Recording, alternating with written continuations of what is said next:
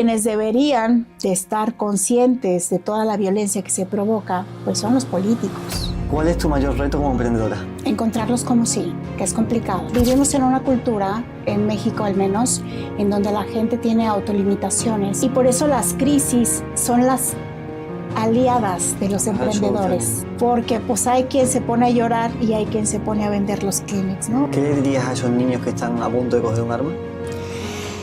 Que siempre hay opción, que siempre hay opción. Es más, que no solamente hay dos y que no solamente hay tres, que hay muchas más. ¿Cuál es tu definición de emprendedor o emprendedora? Si nos hicimos a imagen y semejanza de Dios, entonces es que tú eres un Dios. Tú lo puedes hacer.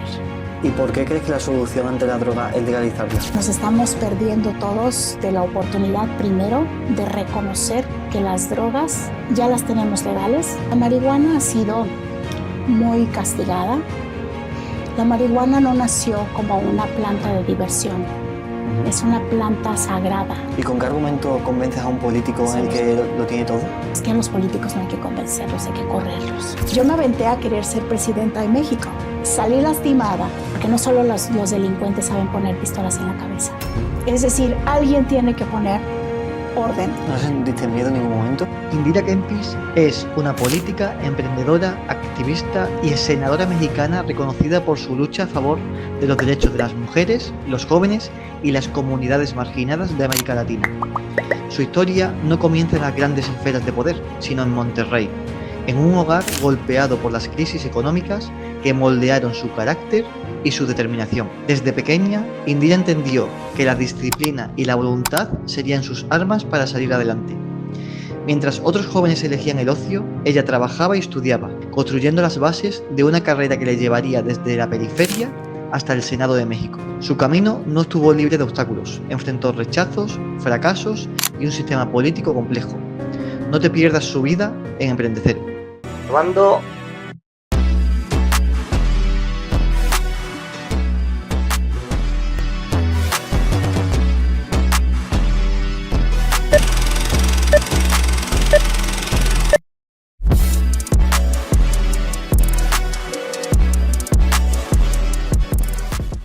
Indira, ¿cuál es tu mayor reto como emprendedora? Wow. Encontrarlos como sí, que es complicado. ¿Encontrarlos? Los como sí. Porque vivimos en una cultura, en México al menos, en donde la gente tiene autolimitaciones y normalmente ve en el corto plazo y no en el largo plazo. Y nuestra búsqueda de los sueños para hacerlos realidad es complicada.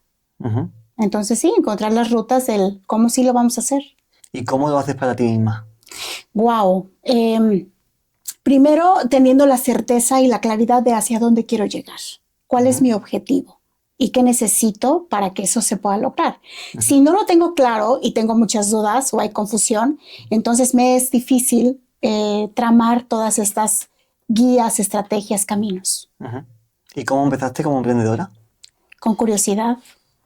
Yo creo que la curiosidad nos mueve, ¿sabes? Hacernos preguntas, encontrar más en las preguntas todo aquello que nos inquieta y que queremos resolver.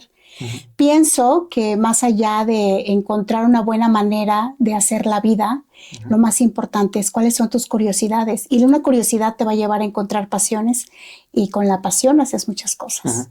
¿Con qué edad empezaste a emprender? Ay, desde los 8 años de edad.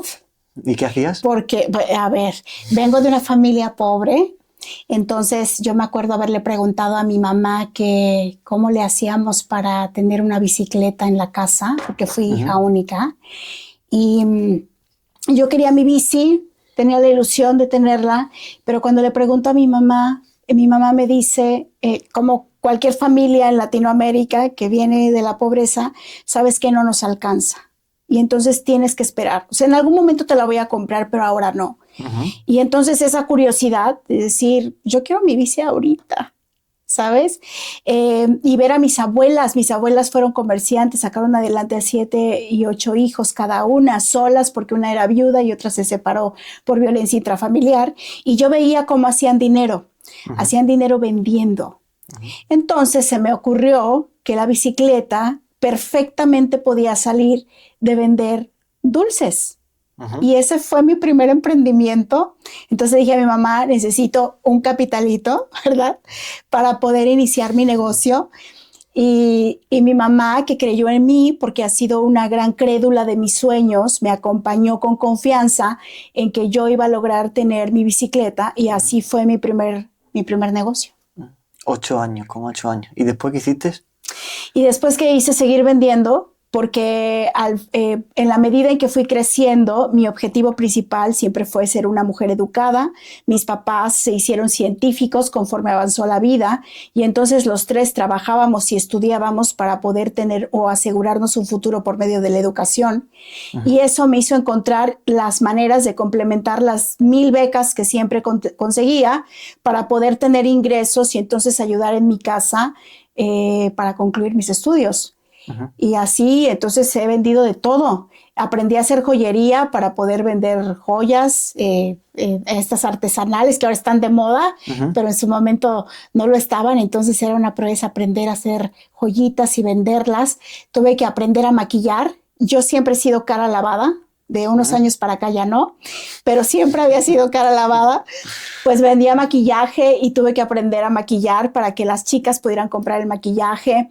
Entonces el mundo de emprender a través del comercio siempre fue muy interesante para mí, pero en algún momento también quise innovar. Entonces, innovando, encontré una manera de crear ciertos productos que no existían en el mercado, y entonces un día se me ocurrió hacer una diadema con espejo para que tú tuvieras un espejo integrado en la cabeza. He hecho muchas cosas, pero siempre incentivada con mi necesidad de salir adelante, porque también aprendí eso de una de mis abuelas, que el hambre se tiene que notar. El hambre se tiene que notar. El hambre se tiene que notar, sí. Si tú quieres conseguir algo, se te tiene que notar que... Proactivo, ¿no? Sí, que vas en busca de eso. Y en una comprensión del error también, porque a veces no es lo que buscabas, no es lo que esperabas, no salen los objetivos que tú querías, pero aprender del fracaso y aprender de los errores, y esto es a prueba y error. ¿Y cómo gestionabas los fracasos a esa edad?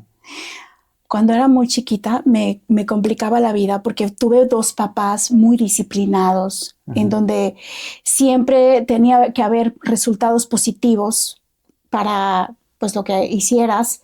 Entonces había cierto peso de la perfección. Tengo 2 papás muy perfeccionistas, así como son de científicos, porque saben de experimentar, de todos los fallos que puede haber, los errores que pueden existir, también son muy perfeccionistas en el proceso. Entonces esa carga en algún momento sí me pesó y me frustraba con facilidad y lloraba con facilidad, pero conforme pasaron los años y fui evolucionando y encontrando mis zonas, mis refugios para comprender que no pasa nada si te equivocas, pero que eso lo tienes que convertir en información que es importante para que tomes decisiones después más asertivas, pues vino conforme la práctica y la experiencia. Luciano, yo no puedo estar frustrada todo el tiempo. Tengo que aprender a gestionar todas las emociones que conlleva un fracaso para poder seguir avanzando e insistir. Porque si en algo también me he convertido es en una mujer que insiste, en que sí se puede lograr. Pero obviamente pues es normal que no todos los caminos llevan a Roma. Eso también es un mito.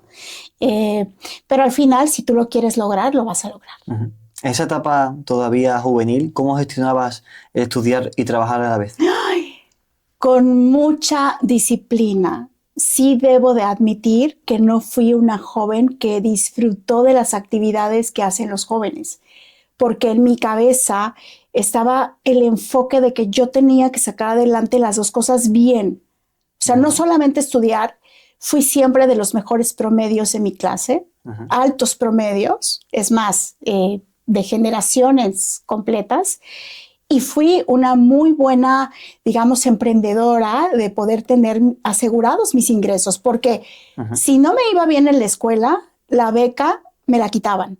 Y si no me iba bien en mis emprendimientos, pues obviamente no tenía el dinero extra para poder estudiar. Entonces las 2 cosas eran un mismo sueño que yo tenía que alcanzar y eso me hizo disciplinada al grado tal de que llegué a batear chicos, ¿no? Porque pensaba que me quitaban el tiempo. Entonces yo decía, si voy a estar en la salidita y platicando y yendo por un café, adivina que no tengo el tiempo suficiente. Claro, eso sí, siempre me han rodeado personas cariñosas, alegres, con el mismo sentido de vivir. Y eso a mí me ha beneficiado porque son personas que comprenden mi no tiempo y que encuentran los tiempos de calidad. Entonces mis amigos sabían perfectamente, por ejemplo, que si me invitaban al cine, invariablemente me iba a dormir porque estaba muy cansada. Era tu momento de descansar, claro. Estaba muy cansada. Pero además decían, bueno, ya sabemos que se duerme, pero bueno, despierta y estamos con ella y echamos, como decimos en México, echamos desmadre. Hasta eso he tenido muy buenos amigos y en esa compañía de comprensión he podido sortear el no ser una persona solitaria. O sea, el rodearme de la gente indicada, que cree en mí y que comprende que he sido una mujer muy enfocada. Pero sí, si hay algo que yo pudiera resarcir en el tiempo, sí es mi exceso de este camino no me sacan. O sea, no hay manera. Entonces, temas que eran muy trillados entre las mujeres, como tener hijos, casarse, que son temas complejos, pero que en algún momento en mi generación se impactaban, o tener fiestas y los montones de amigos y las salidas, pues para mí no fue, digamos, una juventud normal en ese sentido. O sea, eras proactiva, tenías disciplina y tenías determinación, ¿no? Por lo que querías lograr, ¿no? Sí. Cuando terminas tu formación, ¿cómo continúas? ¿Te sigue acompañando algún emprendimiento anterior? ¿Creas nuevos emprendimientos o cómo lo haces? Sabes que a mí me becaron prácticamente todos mis estudios. Entonces me dieron la oportunidad en mi alma mater, que es el TEC de Monterrey, que además es una universidad que yo busqué precisamente porque yo quería aprender a hacer una empresa.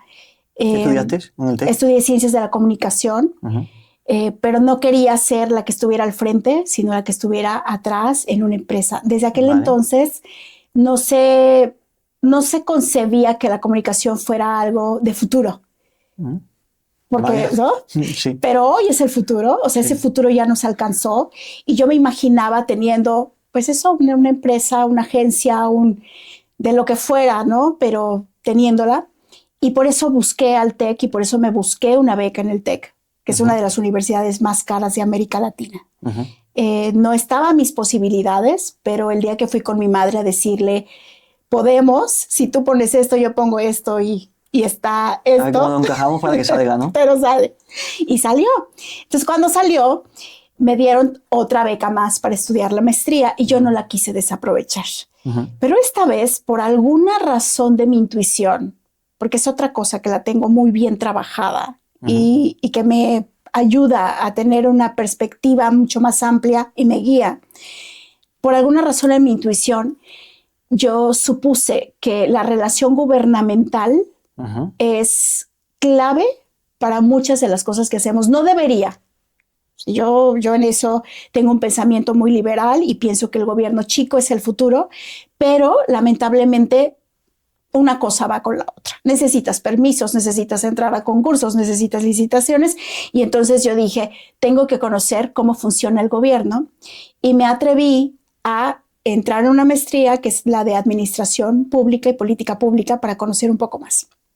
Estando ahí, porque pues ya cuando traes esta vena desde los 8 años de estar creando en el Rush, encontré un grupo de amigos muy interesados en la seguridad pública y entonces hicimos juntos el primer mapa georreferenciador de delitos hecho por jóvenes en América Latina. ¿En qué consiste ese mapa? En georreferenciar delitos. ¿Pero a través de una aplicación, una llamada o cómo? En aquel momento era una página de internet. Y antes de que existiera Google Maps, ya existía la tecnología para mapear. Entonces lo que hicimos fue abrir con preguntas para que la gente te pudiera entregar la información de en dónde estaba aquel carro que te robaron, cuál casa asaltaron, en dónde violaron a alguien, de tal manera que cuando tú tienes los puntos georreferenciados, puedes con mayor asertividad hacer políticas preventivas y reactivas. Vale, entiendo. Y esa información se entrega a las autoridades que pueden tener pues esa inteligencia. En aquel momento ni siquiera se llamaba así. Ahora ya tienen los gobiernos aparatos e instituciones completas dedicadas a tener ese tipo de tecnología en las áreas de seguridad. Pero en aquel momento, no te miento, los policías con libreta y pluma. Entonces, nos atrevimos a hacer ese emprendimiento, nos hicimos de un respeto por la tecnología que estábamos presentando. ¿De qué año hablamos? Perdona. Estamos hablando de 2008. Vale. 2008.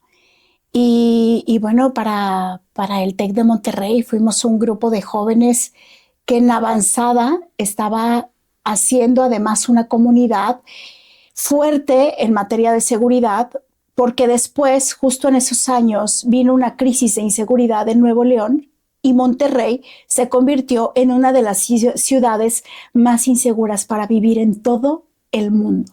¿Y cómo contrarrestó ese proyecto la violencia de Monterrey en esa época? Entregando información y la inmediatez que te da ahora el Internet, porque te digo, en aquel momento todo era manual. O sea, literalmente libretas, bolígrafos, mapas, pero mapas de pizarrón, sí. con, ¿cómo se llaman estos? Los que clavas en los pizarrones, los alfiles, ¿no? Sí. Los alfiles. Entonces, tener tecnología que te facilitara todo eso, en la seguridad, el tiempo sí importa. Y sobre todo el tiempo de reacción importa. ¿Cuál era el mayor reto que tenías en ese proyecto? Porque entiendo que el tecnológico no sería el más complejo, sino las personas, ¿no? Las autoridades. ¿Por? El gobierno. El gobierno es nuestro talón de Aquiles. ¿Cómo lo Porque defines? la burocracia es lenta. Entonces la tecnología te puede resolver muchas cosas, pero la burocracia es lenta. La corrupción también hace más lento a un sistema. Y entonces... Lento. Por no decir otra cosa. Por no decir otra cosa. Sí. Pero además, cuando estás tocando temas tan delicados como la seguridad, las autoridades a veces, aunque tengan dónde está pasando el evento, no, la falta de voluntad y la corrupción no los hace actuar. Y entonces, ¿de qué sirve que tengas un gran avance tecnológico si cae en manos equivocadas? Por eso, como he sido una emprendedora de tecnología, también pienso que la tecnología es como un arma de doble filo. Entonces, depende del usuario. Puede servir para cortar papaya o puede servir para matar a alguien. Depende de las manos en las que caiga. Pero sí, en aquel momento el reto era, porque hasta eso la gente nos entregaba esa información con confianza. O sea, la gente sí te decía, las mujeres te comentaban, oye, a mí me agredieron sexualmente en tal lado, y te daban incluso información y detalles. Tú tenías un mapa de calor de Monterrey, de la zona más caliente, a nivel violencia, atracos, robos, ¿no? Todo. Y prácticamente en tiempo real, ¿no? Sí. Entonces, el problema es que cuando esta información se tiene y es una información delicada, no todas las autoridades están dispuestas a hacer algo. Vale. A pesar de la burocracia y de la corrupción, ¿viste resultados con ese proyecto? Sí. ¿Resultados positivos? Sí, porque la gente que estaba muy miedosa de vivir en una ciudad tan violenta no se atrevía a no sentirse sola, a no tener miedo y a pensar que alguien podría hacer algo con esos datos que estaban proveyendo en confianza. ¿Y tú tenías algún apoyo extra, además del tecnológico? Es decir, ¿había un proyecto social paralelo a ese proyecto tecnológico? Estábamos trabajando con el Consejo Ciudadano de Seguridad, que es un consejo, es una figura que existe en Nuevo León y en otros estados también, que está conformado con gente ciudadana, tanto de la iniciativa privada como de la sociedad civil, para poder apoyar y respaldar ese tipo de iniciativas. Entonces, Por eso también hacíamos un lazo entre la comunidad empresarial, la sociedad civil, el gobierno, porque también soy de las personas que piensa que no vivimos aislados y que de cierta manera este triángulo que es perfecto es lo que hace posible los cambios en la sociedad. ¿Cómo se combate la burocracia y la corrupción? Wow, es que es la pregunta para México en este momento. Y sí pienso que tiene mucho que ver con acortar los caminos de la corrupción y solamente se acortan institucionalmente. ¿Eso qué quiere decir? Mientras no haya castigos a los corruptos, esto no se soluciona. Pero también, mientras exista un sistema que con leyes en la mano y con instituciones en la mano esté prácticamente hecho a la medida de los corruptos, entonces tampoco se soluciona. Por eso pienso que el gobierno chico es importante, que abrir la puerta a que la ciudadanía comparta la responsabilidad de lo que nos importa, salud, seguridad, justicia y todo lo demás, tiene que ser el futuro del mundo. Es decir, ya no aguantamos estas instituciones obesas con unos recursos enormes que al final los políticos se los llevan a su casa y que la gente que sí los necesita está batallando. Entonces, en gran medida es abrirle la puerta a esa corresponsabilidad y por lo tanto ahí viene la parte importante. La iniciativa privada tendría hoy que estar haciendo emprendimientos de lo público. ¿Esto qué quiere decir? Pues oiga, si los hospitales no funcionan, pues habrá alguien que los haga funcionar. Si los medicamentos no llegan, habrá alguien que haga llegar los medicamentos. Si la seguridad no sirve, habrá alguien que haga que sirva. Entonces, hacemos contrapesos para que entre lo público y lo privado no haya un divorcio, sino haya una colaboración. ¿Cómo se crea un gobierno chico en el que el pueblo participa? ¡Wow! Parte de los avances tecnológicos, que eso es en lo que yo creo, y lo experimenté en el Senado, porque ahí también emprendí mis 10,000 maneras de cómo sí. Me di cuenta de que la gente no participa en gran medida por la desconfianza, porque ¿para qué va a participar si no me vas a representar bien? Pero si le acercas por qué es importante que participe y cuáles son los resultados de su participación, puede ser que lo haga. La tecnología para mí es el camino que acorta la distancia de esa desconfianza. Por ejemplo, yo hice la primera iniciativa con inteligencia artificial y con encuestas criptográficas para que desde antes de ingresar las iniciativas la gente estuviera opinando qué le parecía, si estaba de acuerdo, si no estaba en desacuerdo, por qué. Pero además, suponte que ya ingresamos la iniciativa, vamos a hacer una encuesta que yo no necesito ni conectarme a internet porque la puedo contestar por mensajes de texto para avalar que está bien que esté la iniciativa ingresada. Entonces, con eso generamos que la gente vea que su participación sí se digitaliza, si hay un registro, una huella, pero además hay una huella digital del resultado de ese trabajo participativo. Transparencia, cercanía y resultado respecto a ese pequeño trabajo que hago de, bueno, ¿tendrá resultado o no? ¿Tendrá visibilidad o no mi trabajo dentro de este pequeño gobierno? Se lo demuestras con la aplicación, ¿no? Inmediato. Vale. En un celular. Quise en algún momento, por ejemplo, incluso hacer que las votaciones que tenemos en el Senado, un sistema digital exclusivo para el Senado. Es decir, yo no puedo consultar qué votó mi senador a distancia. También porque no quieren, porque la tecnología existe y hablamos de la voluntad. En algún momento yo también les propuse eso. ¿Por qué no hacemos que este Senado sea el primer Senado o la primera legislatura que permita que un ciudadano que va caminando y de repente dice, quiero ver cómo votó mi senador, lo pueda tener en su celular? Que no tenga incluso que meterse a los medios de comunicación o que alguien le mande una fotografía, que lo podamos poner en blockchain.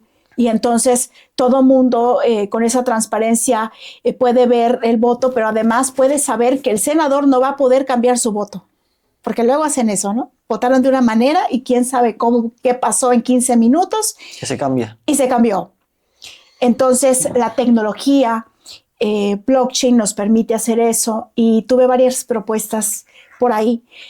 Entonces, para mí es una de las respuestas. Tenemos que tecnologizar al gobierno y tenemos que, y ahí coincido con Javier Milei, es un poco loco la propuesta, puede ser un disparate si se ve en tiempos de crisis, pero los resultados se van a ver después, que es lo que no sirve, lo que no es útil, se tiene que ir del gobierno. No puedes tener instituciones fantasma, espacios donde la gente nada más ve y se sienta, pero no hace nada, procesos que son inútiles, que no llevan a ninguna parte y que lo único que hacen es quitarle el tiempo a la ciudadanía o incluso tiempo al funcionario público, porque a veces parece que en lugar de estar sentados para gobernar, están sentados para gobernar los metros cuadrados de la institución que les toca administrar. Entonces, para mí esas son dos piezas clave. Una es acortar cualquier cosa que nos sirva, pero por la otra lo tiene que suplir y lo tiene que reemplazar la tecnología. Siguiendo con el ejemplo de gobierno chico, por tener un tipo de gobierno alternativo a lo que tenemos ahora, hemos hablado de cómo podemos hacer partícipe al pueblo de forma transparente y directa. Pero, ¿cómo se decide quién toma esas decisiones en ese gobierno chico? ¿Cómo se estructura a nivel de personas? Por talento. El futuro de las organizaciones está en el talento, la gente más talentosa y diestra para lo que se supone que debe de estar, que ese es uno de los errores más comunes en la política latinoamericana.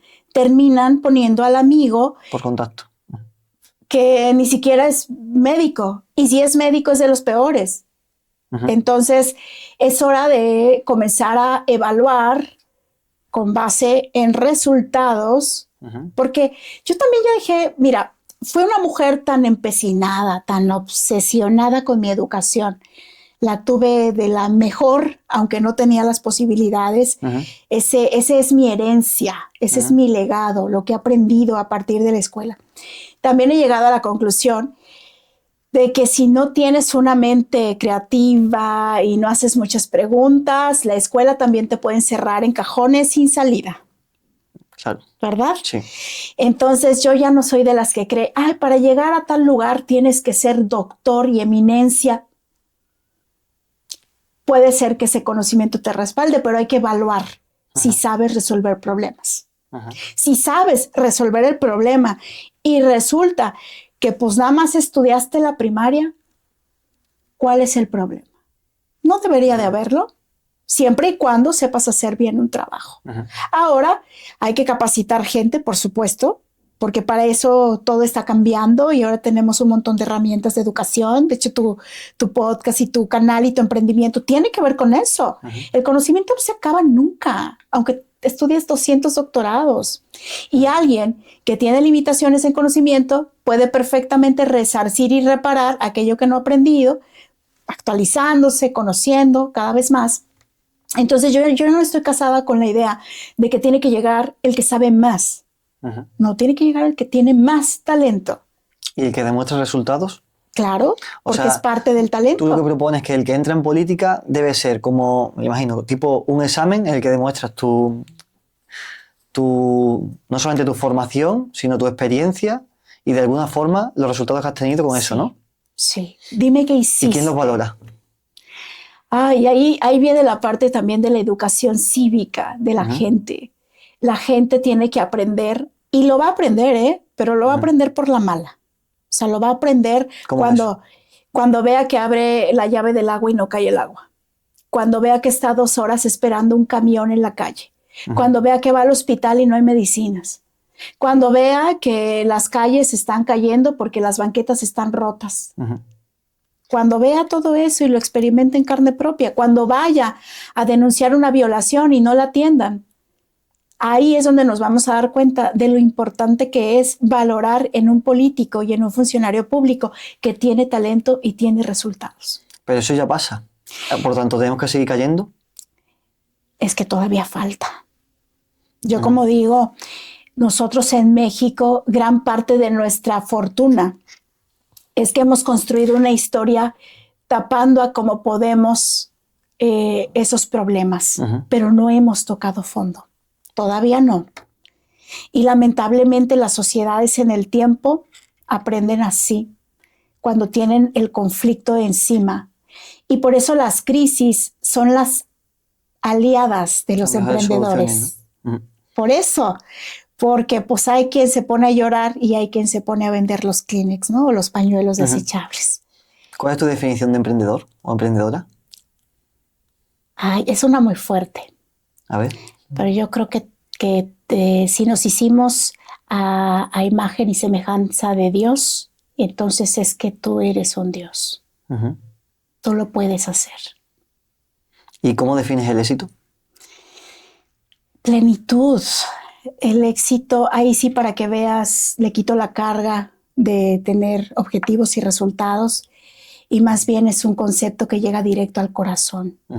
Porque uno puede ser muy exitoso con cosas pequeñitas que nadie valora, o con cosas que sí son grandes y esperadas o incluso no esperadas. Pero para mí, éxito es levantarnos todos los días y saber que estamos vivos. Como decía mi abuela, tienes 2 manos, 2 pies, 2 ojos, una boca. ¡Ay, qué bonita! Estás perfecta. Entonces, depende mucho de cómo esté tu corazón y que lo haga sentirse feliz y pleno. O sea, tu definición de éxito sería lo más cercano a la definición de paz, ¿no? Sí, de paz interior, ¿no? Sí, de lo que te hace sentir que esta experiencia humana está conectada con tu propia divinidad, que está conectada con el propósito de la humanidad, de avanzar, de evolucionar, que puedes cambiar y que lo ves porque es materia, no solo está en tu cabeza.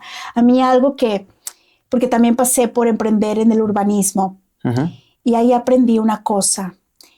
Nadie va a querer agarrar una bici y trasladarse en bici, nadie va a querer ir al parque y estar sentada debajo de un árbol, y nadie va a querer tener unas banquetas enormes para poder caminar, y nadie va a querer ir a un centro cultural que esté a 5 minutos de tu casa para disfrutar de la música o de la poesía. Si eso no se ve, no se toca y no existe. Entonces, no todo está adentro, también se materializa y va de vuelta, porque cuando lo ves y ves tu creación, la puedes tocar, la puedes incluso oler para los que se dedican, por ejemplo, a hacer restaurantes o cosas de comida, te llegan los sentidos al corazón. Y parte, por ejemplo, de mis grandes éxitos ha sido eso, es ver cómo lo que estoy pensando, lo que sueño, se vuelve materia. Volviendo a la línea del tiempo, nos habíamos quedado en la parte en la que termina tu formación y has comentado ahora que entras en urbanismo. ¿Por qué entras ahí y qué tipo de proyectos llevas a cabo?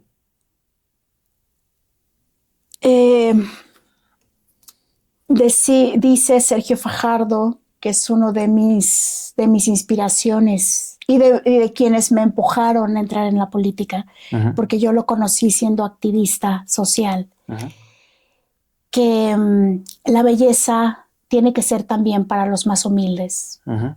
Yo encontré en esa frase a la estética, que dentro de la frase estética tiene la ética. Es decir, cuando hacemos las cosas bien hechas con un propósito mayor que el simple hecho de sobrevivir, encuentras la belleza, encuentras lo bello, porque entonces lo de adentro, como dicen, como es adentro es afuera y como es arriba es abajo, se encuentra en la belleza.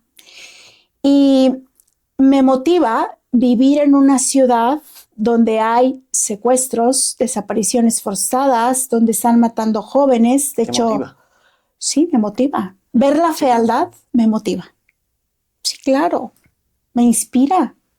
Y me inspira para ver cómo eso que es feo, que denigra, que es indigno, que duele, porque duele, por más que digamos, no, si a mí no me pasó, yo tengo que seguir en lo que hago y y allá el mundo que se queme.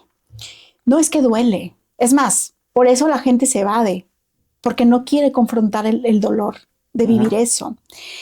Pero a mí me parecía una manera de cómo hacemos para que todo eso que nos duele se transforme en esperanza. Para ti era un reto. Sí. Y además un reto de las cosas que no puedo controlar. Yo puedo controlar pues, mi persona, mi empresa, mi organización. Era algo superior a ti, ¿no? Pero sí, pero eso no lo puedo controlar. ¿Cómo voy a controlar que una persona quiera hacerle daño a otra nada más por pasar droga o por conseguir dinero fácil? No lo puedo controlar. ¿Recuerdas el momento en el que decides volverte activista? Sí, claro. ¿Lo puedes Sí, compartir? fue un antes y un después.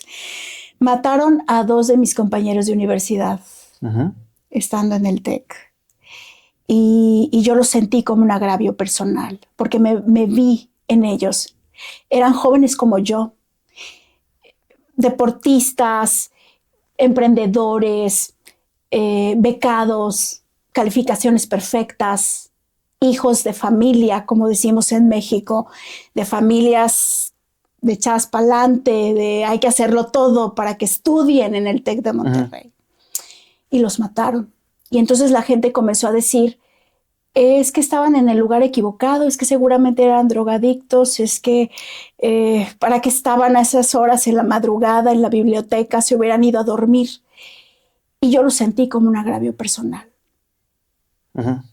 Dije, no, ningún joven, incluso siendo rebelde, no estudiando, estando en la fiesta, ningún joven mexicano tiene por qué ser asesinado de esa manera.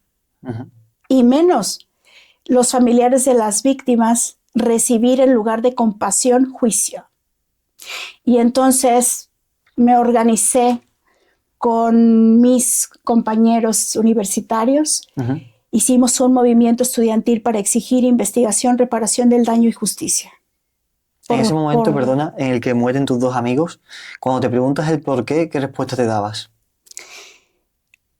Inentendible. No encontrabas respuesta, ¿no? No. No. Yo creo que la muerte que implica un dolor grande, de por sí es inentendible.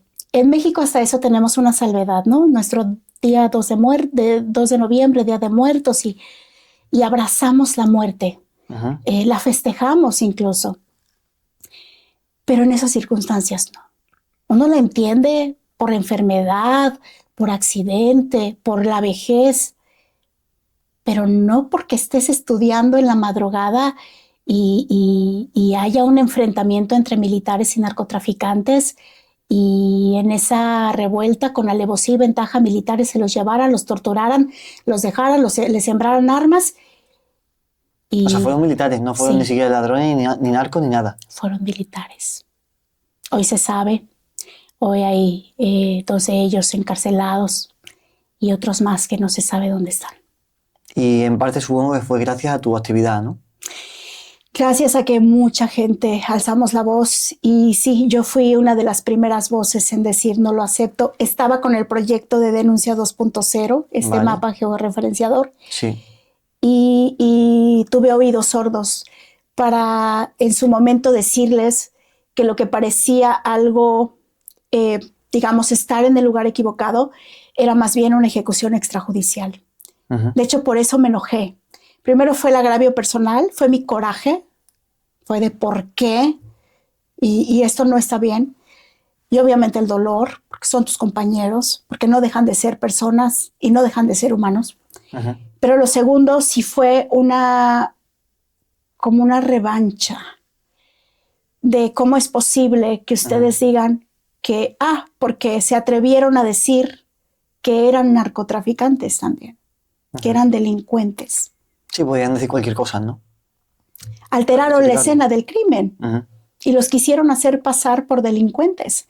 Entonces, al salir a las calles, de hecho, una de nuestros cánticos de protesta era, no somos delincuentes, somos estudiantes.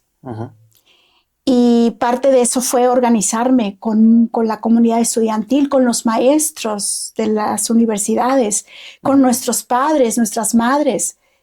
Por decir, esto no, o sea, no puede haber uno más, ya no. ¿Y cómo gestionabas el miedo de las personas que veían que tú te ibas a enfrentar a gobiernos y militares? Primero, como una locura. Claro. Es más, yo tuve problemas con mi universidad. Ya estoy reconciliada con ella. Pero en su momento, de hecho, yo tuve entrevistas muy duras para medios internacionales. Me convertí en activista y tuve todo el foco internacional y nacional de lo que estábamos haciendo como estudiantes. Fui vocera de ese movimiento, fui parte de la organización central de todas nuestras actividades y obviamente disidente. Entonces, hubo quienes me dejaron de hablar, hubo quienes incluso me llevaron a ciertos límites personales, precisamente porque pues era una locura. Y hubo otras personas que en su cariño y en su afán de protección también me dijeron, Indira, te van a matar. ¿No sentiste miedo en ningún momento? Ay, mira, yo creo que cuando a los 8 años haces un negocio para sortear la pobreza, el miedo Ya lo viene pasas, una ¿no? curtida, porque sabes que la vida es peligrosa. De hecho, una de mis abuelas, esa es una de sus enseñanzas, mijita, la vida no es fácil. La vida es durita y te va a tener que hacer sacar lo mejor de ti. Entonces, para cuando pasa esto, yo más que miedo, tengo coraje. Pues miedo, pues el miedo es cotidiano en mí, ¿no? Ya, digamos, no es que deje de tener miedo, soy pues una persona, pero es coraje. Es que es un sinsentido. ¿Por qué vivo en un país en donde a cualquiera le pueden dar un tiro, inventarte una historia y además no conseguir justicia? ¿Cómo por qué? ¿Y cómo gestionabas esa impotencia a la hora de enfrentarte? Bueno, hablabas antes de que habías tenido conversaciones muy duras. ¿Recuerdas alguna conversación que dijeras tú, es que tiene la solución la persona con la que estoy hablando y no me la da? ¿Cómo se daban esas conversaciones? Uno de los funcionarios públicos de alto nivel habló seriamente conmigo porque era mi profesor. Y en esa conversación me dijo, Indira, tú no sabes con quién te estás metiendo. Yo sí sé, porque estoy dentro de la función pública, porque conozco lo que está pasando en realidad, pero tú no sabes. Y te digo una cosa, yo salí incluso más convencida de que lo que estaba haciendo era correcto.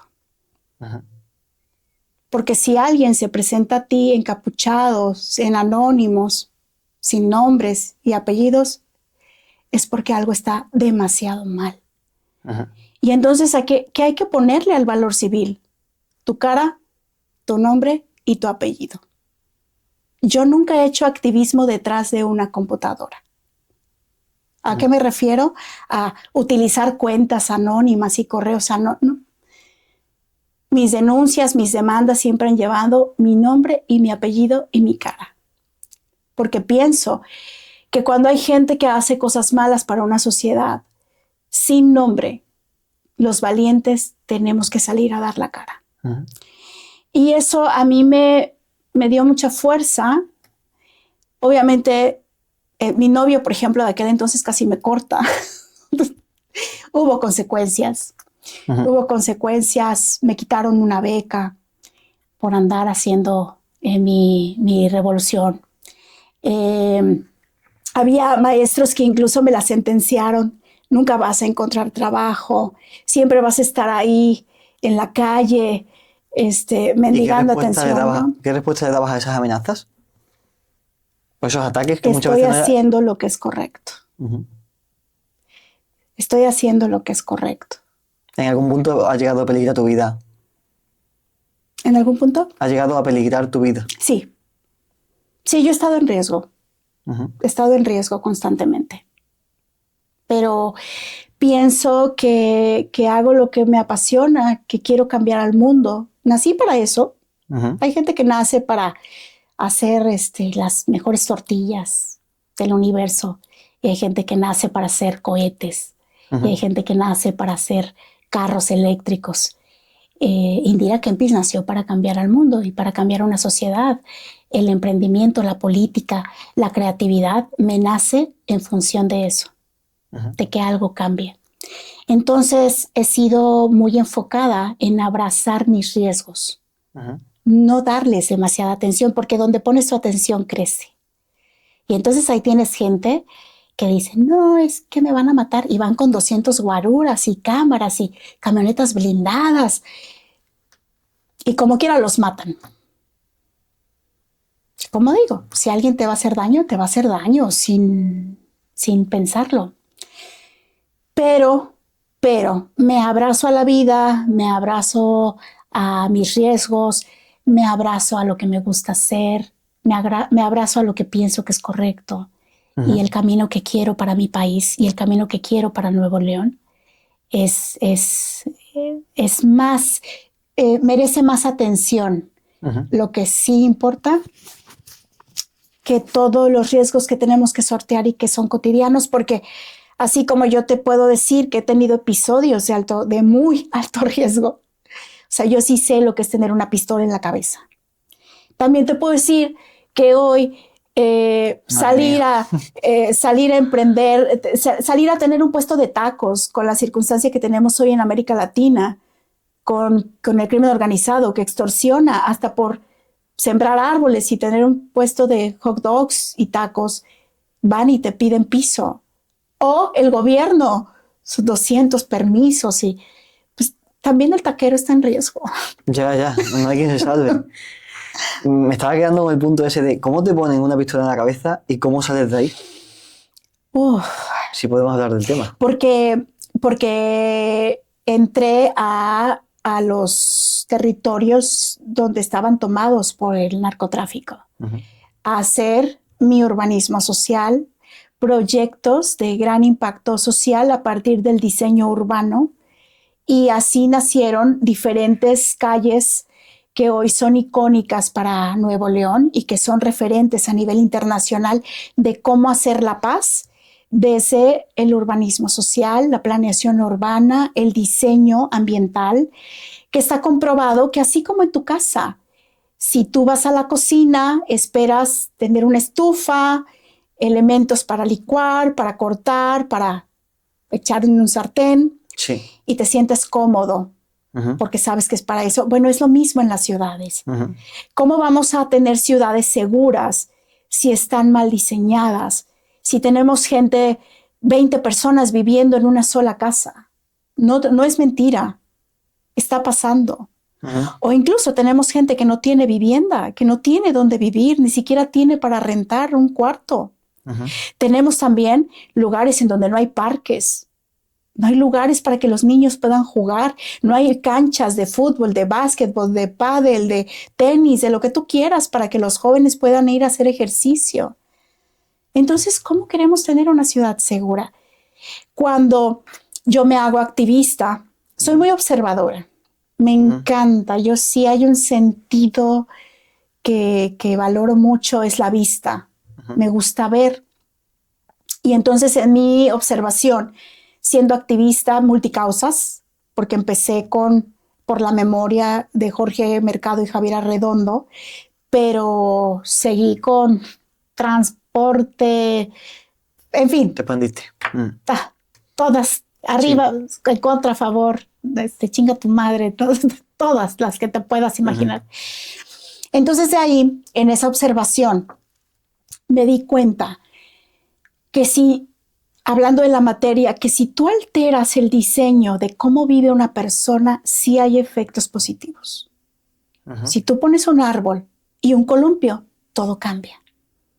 Si tú barres una banqueta, todo cambia. Si tú cambias las fachadas de las casas, todo cambia. Tú has dicho que has cambiado barrios, llamémosle muy humildes y controlados por el narco. Por el narco, con esos argumentos. Pero ¿cómo haces que una persona levante la pistola de tu cabeza convenciéndola de que esos proyectos van a ser mejor para él también? Porque precisamente cuando yo entro a esos territorios, Sí. pues no es conveniente para nadie Ujú, en su momento.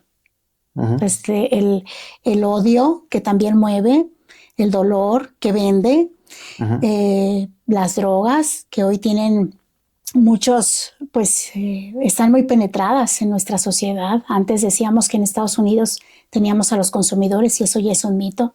Ya ha cambiado la ujú. realidad por completo. Que tampoco satanizo, ¿eh? Yo, de hecho, Sí. estoy a favor de la legalización de las drogas y pienso que es una conversación que hay que atravesar y que hay que tener así, con Ujú, franqueza. Pero cuando yo me meto, pues es como, ¿y esta chica qué? ujú. ¿Esta chica qué hace ¿A aquí? qué viene? ¿A qué viene? ¿La Sí. nueva reina del sur o qué? ¿No? ¿Qué podemos esperar de ella? Sí. Y en esa incertidumbre, pues sí tuve obviamente estos focos de riesgo, porque en lo que yo podía ganarme la confianza comunitaria y en lo que podíamos demostrar exactamente para qué estábamos ahí, Ujú. pues hubo estas amenazas y ¿Y cómo, idas y cómo convences vueltas. a un narco? Es que me parece impresionante que puedas entrar en ese barrio y salir victoriosa. La comunidad es la que hace tu mayor fortaleza, porque nadie es ajeno a los problemas de la comunidad. Ujú, Nadie, ni teniendo una AK-47 sostenida en las manos.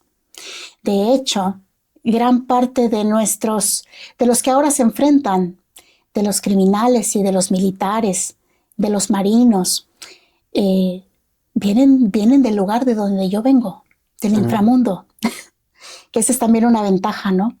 ujú, Venimos del inframundo.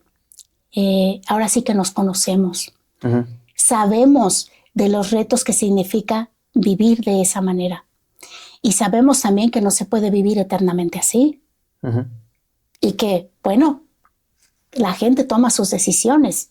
Y para eso está la justicia y las autoridades. Pero tenemos que hacer algo por las comunidades que al final del día pues también se dan cuenta que eso no es vida. Y no tiene por qué ser destino. Y no tienen por qué ser siempre pobres, porque la fórmula para que la gente llegue al extremo de la violencia está muy clarita. Es la corrupción, es la violencia y es la impunidad la que hace la violencia. Ujú. Así, en suma. Entonces, tener menos pobres en un país significa ir a las raíces de lo que a todo mundo nos duele. Pues yo me acuerdo, llevaba clases al principio de música y de arte, y en una de esas encontré a Michael, un joven que le encantaba tocar el acordeón, y a veces muy típico del norte del país, Ujú. pero además muy típico del vallenato colombiano, que con Celso Piña y todo el movimiento que se hizo alrededor, todo el movimiento musical alrededor de Celso Piña, tuvo mucho auge en esos años, y entonces los niños querían ser también como Celso, querían tocar el acordeón. Y yo me encontré con Michael y alguna vez le pregunté que por qué él, a diferencia de su grupito de amigos, que ya había estos niños que se metían al crimen organizado, niños, Ujú. no jovencitos, niños, ¿por qué él prefería venir a la clase de acordeón? ¿Y por qué prefería irse a las competencias internacionales? En algún momento le conseguimos, me acuerdo muy bien de su acordeón especial para las competencias internacionales. Entonces su respuesta era muy dura, pero decía, bueno, pues es que aquí nada más hay de dos: o agarras un arma o agarras una escoba. Se refería a que mucha de esa gente termina de empleada doméstica de las Ujú. casas ricas. Buena conclusión. Y él decía, pues es que aquí nomás hay de dos: agarras el arma o agarras la escoba, pero yo quiero agarrar un acordeón. Ujú. ¿Qué le dirías a esos niños que están a punto de coger un arma? Que siempre hay opción, que siempre hay opción. Es más, que no solamente hay dos y que no solamente hay tres, que hay muchas más. Ujú. Y que en el uso de su imaginación, porque la ventaja cuando somos niños es que tenemos imaginación, y la imaginación no tiene límites. como es en tu imaginación puede ser tu realidad. Y sí existe la posibilidad. Obviamente no es fácil. En algún momento, fíjate, tuve una conversación con un empresario que estaba muy dedicado a cómo crear seguridad en Nuevo León.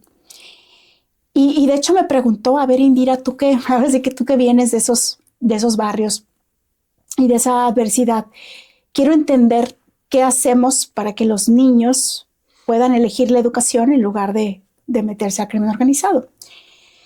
Y yo le decía, no es una respuesta que sea intelectual, ¿eh? Si tú ahorita llegas y le dices a un niño, aquí hay libros y vas a ser ingeniero,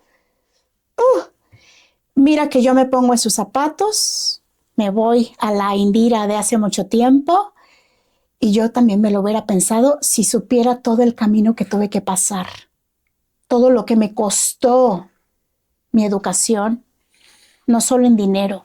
Ujú. Sí lo hubiera evaluado, ¿eh? O sea, si hubiera dicho qué es más rápido, qué es más fácil. El factor velocidad es clave. Por supuesto, Por tanto, tienes que tener pequeñas metas, ¿no? por supuesto. Es que las fórmulas ya no son como antes. Ya a ninguna persona vas a convencerla diciéndole, ten, aquí hay un título de ingeniería y con eso la vas a hacer en la vida. No, la velocidad de los cambios me exigen otras cosas. Pero entonces creo que hemos desatendido la imaginación de los niños. Los hemos limitado a que solamente existe un mundo tal cual y entonces la exigencia es muy grande. Es que a un niño pobre, pues, yo vengo de ahí, decirle que vas a hacer una carrera es algo gigante. No sé si va a pasar. Es más, yo no estudié la prepa por eso. Estudié una que le llaman bachillerato tecnológico. Ujú. Yo porque estudié el bachillerato tecnológico en Cebetis, porque decía, si no entro a estudiar la universidad, al menos tengo una carrera técnica. Ujú. Y ya con eso veo después. Entonces, queremos hacer aspiración en las cuestiones, digamos, formales con cosas impensables. Y yo siempre he dicho, bueno, juguemos con la imaginación. ¿Sabes qué me decía mi mamá cuando me preguntaba qué quieres ser? ¿Qué te decía? Pero luego me preguntaba, bueno, ¿y tú, mijita, qué quieres ser? Y ya, entonces yo, bueno, pues bióloga marina, astronauta, hasta eso. Yo tenía una imaginación, siempre la he tenido como muy amplia, ¿no? Entonces mamá me regresaba a la realidad y me decía, bueno, mira, si quieres ser maestra, dímelo, porque yo soy maestra y yo puedo acompañarte para que seas la mejor maestra del mundo. Ujú. Si quieres ser sirvienta, dímelo, porque tú tendrías que ser la mejor sirvienta. En las casas ricas, en las casas del presidente, ¿sí? En todas esas casas de la gente que es famosa y tiene mucho dinero, siempre ocupan que sea la mejor sirvienta. No van a contratar a cualquiera, ¿verdad? Entonces necesitas utilizar los mejores aparatos. Entonces dímelo para que podamos trabajar para que seas la mejor sirvienta. Cuando mi mamá me aterrizaba, pues yo quiero ser astronauta y de astronauta a sirvienta. Sí, era como... Bueno, te da todas las opciones. Pero adivina qué estaba haciendo conmigo. Ujú. No sueltes tu imaginación, Ujú.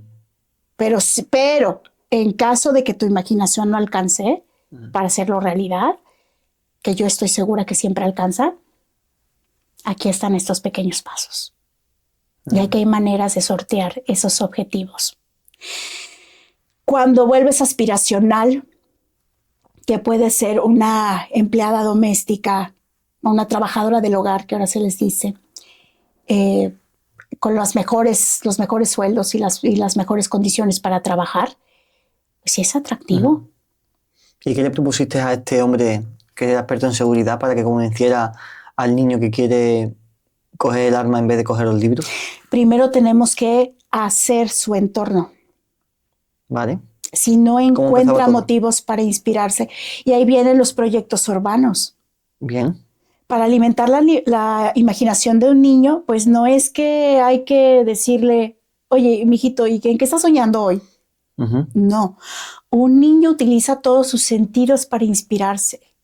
Ujú. Si tiene acceso a un parque, a una sombra de un árbol cuando el sol está muy fuerte, si tiene un columpio para columpiarse, si tiene libritos de colores para colorear, si tiene alguien que venga y le haga una obra de teatro y le enseñe lo que es el teatro, si va a venir alguien con música, enseñarle música, si puede ver la fachada de su casa y está colorida y está bonita, y si va a venir una brigada para atenderles en las necesidades de salud, pues es que ese niño se va a inspirar. Si un día llega un médico a atenderlo muy bien de alguna enfermedad, porque así fue el caso, ¿tú crees que ese niño no va a querer ser médico? O sea, con pequeñas acciones de su entorno, tanto Sí. físicas, de materiales, como de personas. Sí, es materia. Es materia y es también imaginación. Pero queremos niños genio de forma como de generación espontánea. Niños que salgan de este tipo de situaciones por arte de magia, sin poderles proveerles, no resolverles. Yo también vengo de una casa donde mis abuelas decían nada es gratis, hay que trabajar, y aquí es indistinto, niñas y niños a lavar trastes y a salir a trabajar para comer. O sea, aquí no hay de que tú porque eres niño y tú no, todos saben hacer un huevo, ¿verdad? Perfecto. Entonces hay que darles más bien los elementos de inspiración para que ellos se inspiren y encuentren su sueño y su vocación. Imagínate, yo en algún momento viví en Canadá y yo estaba sorprendida de que había centros comunitarios que enseñaban a los niños clases de cocina. Gratis.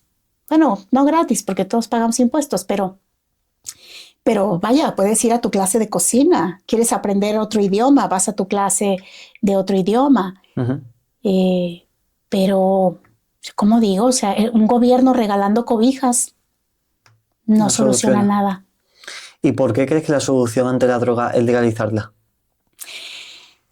Porque nos estamos perdiendo todos de la oportunidad primero de reconocer que las drogas ya las tenemos legales.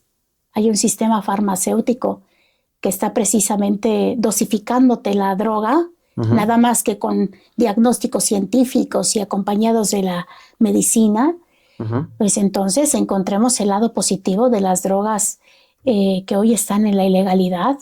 Deben de servir para algo, ¿no? Pero ¿cómo encuentras el lado positivo a algo que sabes que te hace mal, que no tiene un fin curativo? Mira, hay una reflexión, sobre todo en el caso de la marihuana. ¿No? La marihuana ha sido muy castigada. La marihuana no nació como una planta de diversión. Es una planta sagrada, mexicana, que alivia, de hecho, y que se usa en curación alternativa para diferentes enfermedades. Desde ahí ya, digamos, hay una conversación pendiente en el sentido de que lo que ha pasado con las drogas es una distorsión completa. Es decir, todo el mundo piensa que la legalización es prácticamente para que tú vayas a la tienda y compres tu droga y te pongas high. Y yo pienso que eso no es un objetivo sano para ninguna sociedad, ¿sabes? Pero si encontramos la química de cada una de ellas y en qué podrían contribuir a la ciencia, a las terapias, al bienestar emocional, a la psiquiatría, puede ser una herramienta. ¿Incluso la cocaína? Pues mira, no me he metido tanto en la materia, digamos, de entender exactamente los efectos de la cocaína positivos, pero yo estoy a favor de todo avance científico. O sea, si hay ahí un investigador que hoy nos pruebe que puede servir para algo útil, sobre todo en el aspecto de la salud, ¿por qué no? Legalizarlo sería lo fácil. ¿Cómo lo controlas? Es que lo que hay que controlar no es el producto en sí. Digo, ahí hay una conversación pendiente que tiene puntos delicados por los estereotipos que tenemos. Pero que yo pienso que de la mano de la ciencia y de la mano de las comunidades que estén versadas en términos de salud, en eso me enfoco mucho, podamos sacar adelante una conversación menos estereotipada, ¿sí? No nos enjuiciemos demasiado porque por algo la gente lo está consumiendo. Preguntémonos por qué, y no necesariamente es la fiesta y la evasión, preguntémonos por qué. Pero si dejamos esa cuestión a un lado, gran parte de la violencia que se genera por el narcotráfico es la clandestinidad. O sea, es que cuando nadie los regula, es tierra salvaje. Y el comportamiento humano es muy proclive a que cuando no hay algo que al menos organice, pues cada quien hace lo que quiere. Y entonces sí, hay conflictos entre ellos que hoy están costando la sangre de muchas personas.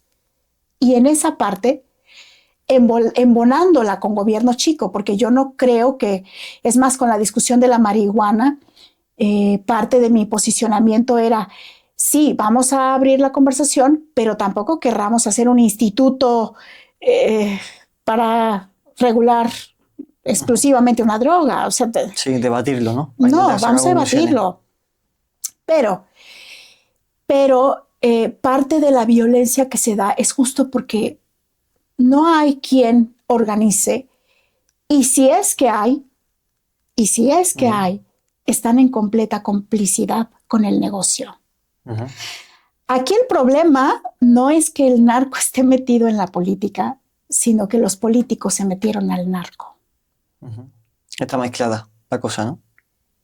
Y entonces ahora resulta que en ese río revuelto, ganancia de pescadores, porque el que demuestra ser más violento es el que gana. Gana territorio, gana comunidad, gana instituciones, gana puestos en el gobierno. Y eso es lo que hay que romper. Entonces, con toda seriedad, sí tenemos que cortar los caminos. Y esos cortar los caminos es que los políticos, porque hoy tenemos narcopolíticos, esos políticos no tendrían por qué estar, pero el financiamiento de las campañas viene de ahí. Y entonces es un negocio, pero es un negocio clandestino. ¿Por qué no ponerle orden al negocio? Empezando, mira lo que te estoy diciendo muy bien, empezando por los políticos. Porque a mí me queda claro que es que el que está delinquiendo, pues está a expensas también de la ley de la selva. Por eso dicen que la esperanza de vida de un delincuente que está en el crimen organizado no pasa de los 5 años. Ahí está, ahí topa. Pero quienes deberían de estar conscientes de toda la violencia que se provoca, pues son los políticos. ¿Y qué hacen? En lugar de organizar, de vamos a abrir la conversación, vamos a ver en dónde sí, en dónde no, y legalizar. Yo lo pongo como para hacer problema, ¿verdad? Habrá gente que diga que no. Bueno, está bien, vamos a abrir la conversación, ni siquiera lo hablamos, es un tabú. Es más, en las casas, los padres no les dicen a los hijos que existen las drogas, cuando prácticamente en la escuela se las pueden dar. Sí, lo primero que deberíamos hacer es normalizarlo, ¿no? Así y después conversar sobre ello. Exacto. Y entonces sí, entrar a una conversación la más difícil de todas. ¿Y con qué argumento convences a un político en el que lo tiene todo? ¿Cómo? Ay, no, es que a los políticos no hay que convencerlos, hay que correrlos. A un político no lo vas a convencer. Lo tienes que correr. Como en las empresas. Si una persona en una empresa no funciona o no se está comportando según el reglamento y el código de ética, lo tienes que correr. No puedes tenerlo ahí queriendo, vamos a hablar. No, es que con ellos no se tiene que hablar. Y ahí es donde la gente tiene que pensar muy bien, porque los políticos se han convertido en narcopolíticos y en delincuentes y están utilizando a un gobierno a beneficio de esa clandestinidad. Si no lo transparentamos y si no hay rendición de cuentas y si no cortamos eso, como sociedad nos vemos mal. Entonces, gran parte, ahora, por ejemplo, porque en el activismo también emprendo, estoy emprendiendo una campaña a nivel nacional que es por la revocación de mandato, que es una figura, de participación ciudadana que ya tenemos en la ley, que permitiría que si a la mitad del periodo de los gobernantes no están rindiendo cuentas o no dan resultados, los puedes llevar a consulta si quieres que siga o quieres que se vaya. O sea, se vuelve a votar antes de que termine su periodo. Sí. No me gusta la forma, porque otra vez son formas de la burocracia y son formas complicadas. Sí, lo está recortando el tiempo de lo mismo que hay a día de hoy, ¿no? Pero con otras formas mucho más eficaces, con apoyo de la tecnología, por ejemplo, sí podríamos hacer lo que hacen en las empresas. Te vas. Y estos son los motivos. Y para mañana ya no tienes trabajo. Eso sería una limitante para seguir solapando y sosteniendo y manteniendo, porque los mantenemos con nuestros impuestos, a gente que no debería de ocupar un espacio. ¿Qué has aprendido como senadora? Wow. He aprendido el significado de la resiliencia. Es que no sabes cuántas veces yo me he querido ir a mi casa en ese periodo. Es más, yo al tercer mes tenía conversaciones con mi gente más querida de yo no sé qué chingados, así que con esa expresión muy mexicana, ¿qué chingados estoy haciendo aquí? ¿A dónde me vine a meter? Y has estado 6 años, ¿no? 6 años, completitos. ¿Qué avances has hecho por tu parte en esos 6 años? Bueno, una agenda que a mí me encanta porque me parece que es el futuro de México. Libertad, inclusión financiera. Soy de las pioneras y de las voces más con mucho volumen sobre Bitcoin, cripto, todo lo que tiene que ver con nuestra libertad financiera, menos impuestos y que los pocos que haya los puedas pagar con este dinero digital. Me he metido también mucho en temas de medio ambiente. Las nuevas generaciones van a vivir en una tierra diferente. No quiero decir mejor o peor, pero sí distinta. Y por ahí también va la cosa. El valor de los recursos naturales hoy es increíblemente más valioso que antes. El agua, el aire, la tierra, literalmente valen más que el oro. Se vuelve escaso. Hoy valen más que el oro.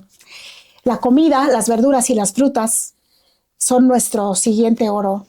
Pasamos del oro al oro digital y ahora va a ser nuestro siguiente oro, va a ser tener un aguacate. Prima. Sí, tener un aguacate en tu casa, tener limones, tener cebollas, jitomates, lechugas. Las frutas y las verduras son el siguiente tesoro de un país.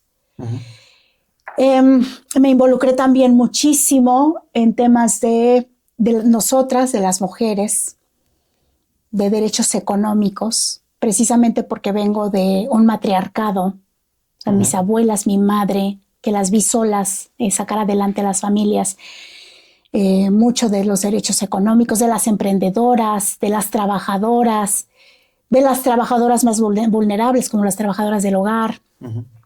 Ahora sí que todas las mujeres que pienso que también por allá va el futuro del mundo, no digo que no sea de los hombres, ¿no? Es también de ustedes, es de nuestros aliados, pero va a ser mucho más el de los hombres que entiendan que estamos en un complemento y que la energía femenina y la energía masculina que ambos tenemos nos tiene que elevar y tiene que hacer que esto evolucione a algo mejor.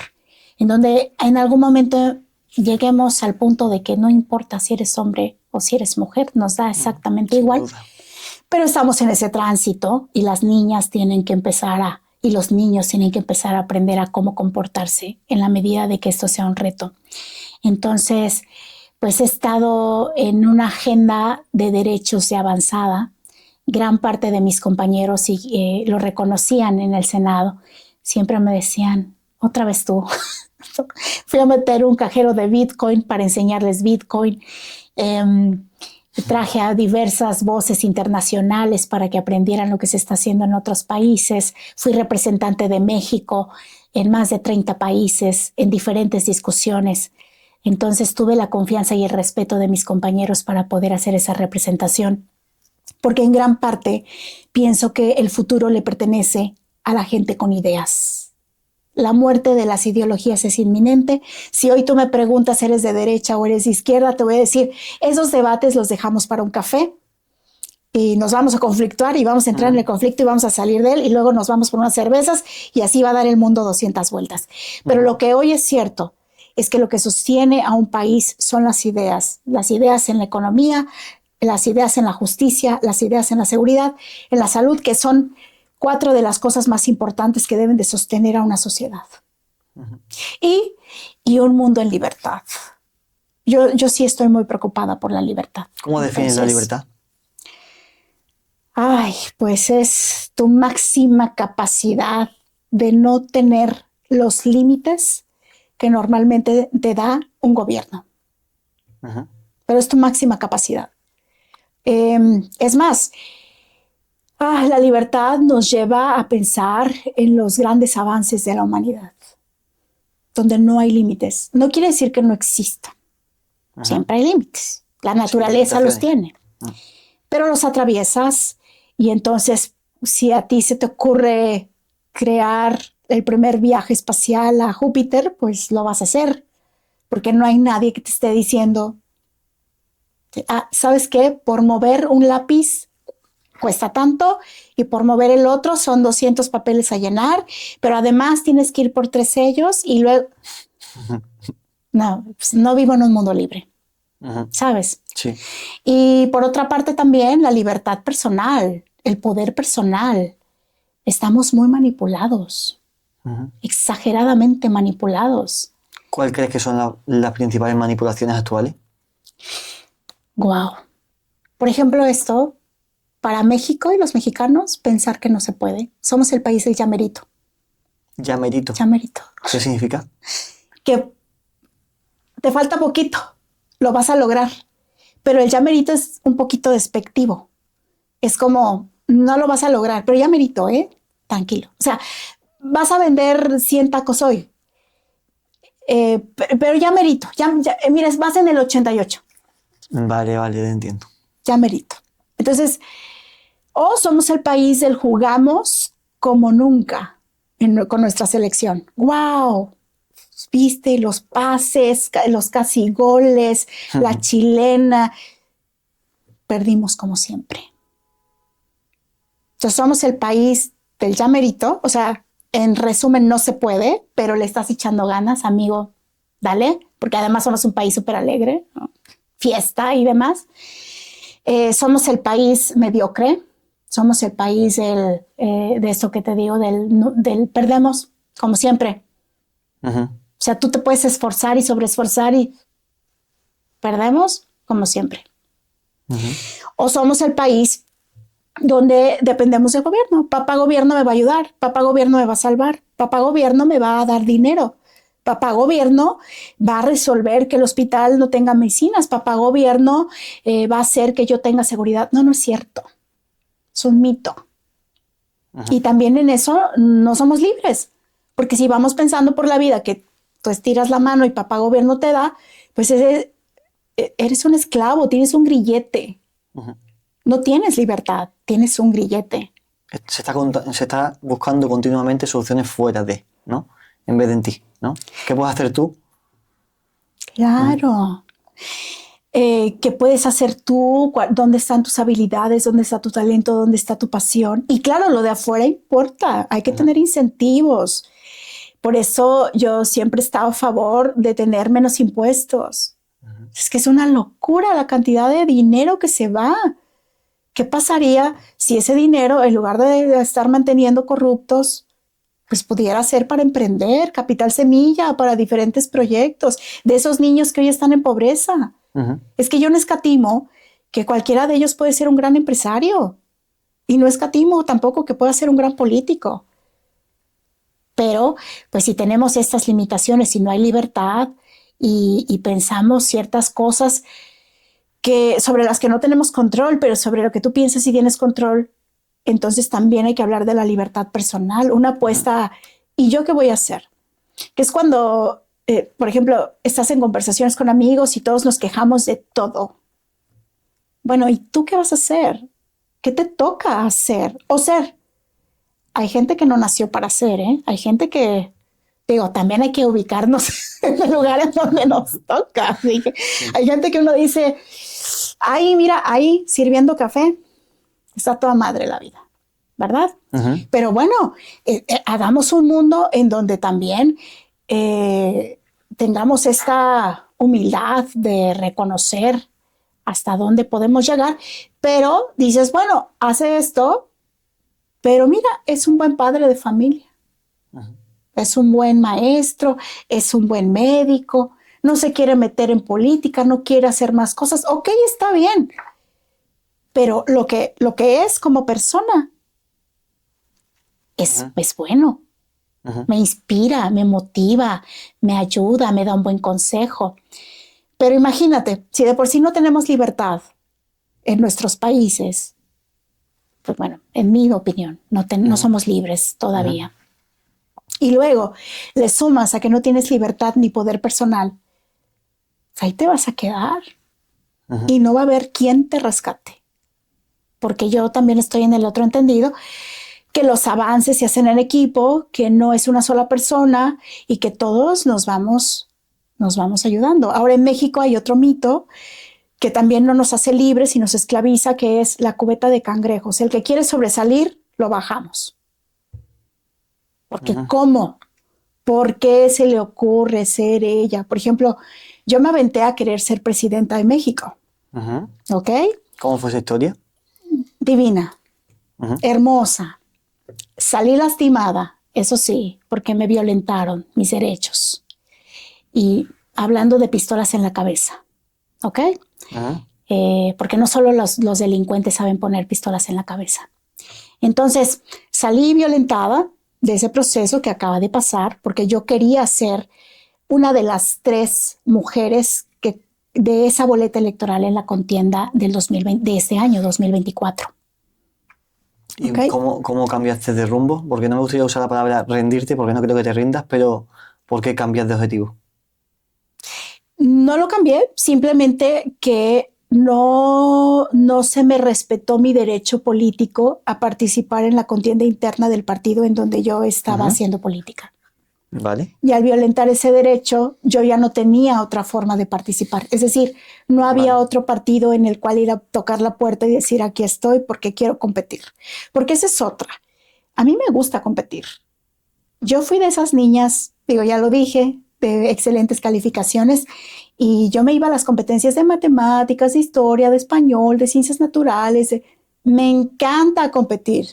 Yo pienso que la competencia nos hace mejores personas, porque, ¿sabes? Sí.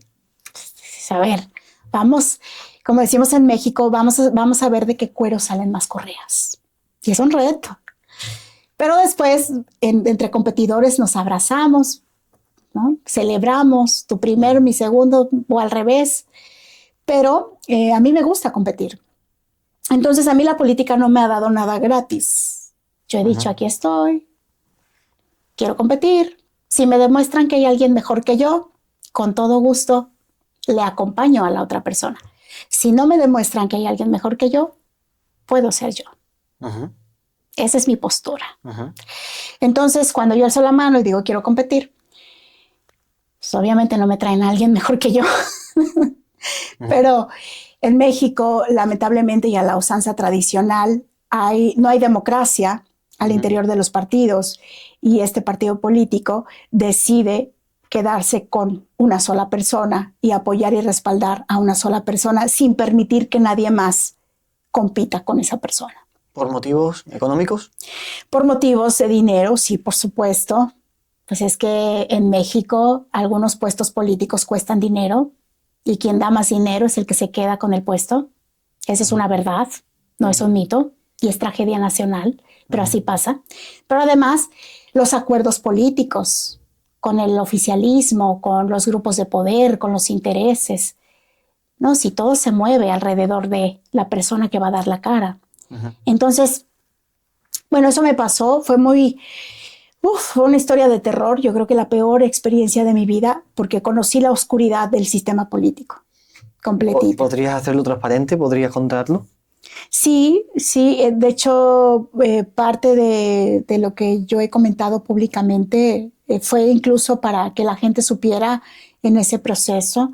Hubo amenazas, hubo pues violencia verbal, psicológica, económica, de todo tipo. Hubo persecución y hostigamiento, acoso político, de esas cosas. Ujú. O sea, ¿Y cómo armas tu contraataque? Porque estoy segurísimo que no te vas a rendir. cuando uno ya pasa por ahí, no te niego, porque eso también se lo digo sobre todo a las mujeres, que sí traemos una vena más sensible, no digo que los hombres no.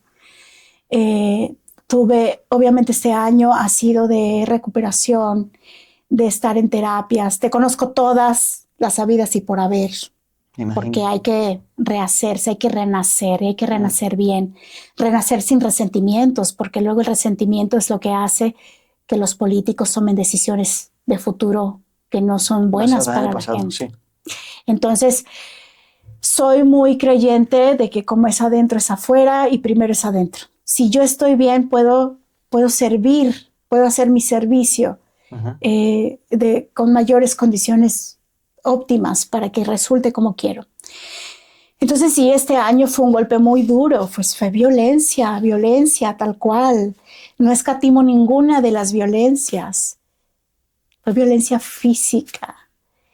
Y eso no se lo deseo ni a mi peor enemigo, porque sé competir derecho. A mí las competencias me gustan de frente, sin necesidad de que nadie te traicione o que te tenga que gritar o que te tenga que zarandear o que te tenga que poner una pistola en la cabeza. Porque conmigo no hay necesidad. Ujú. No hay necesidad. Conmigo podemos competir con las propuestas, con las ideas, con la gente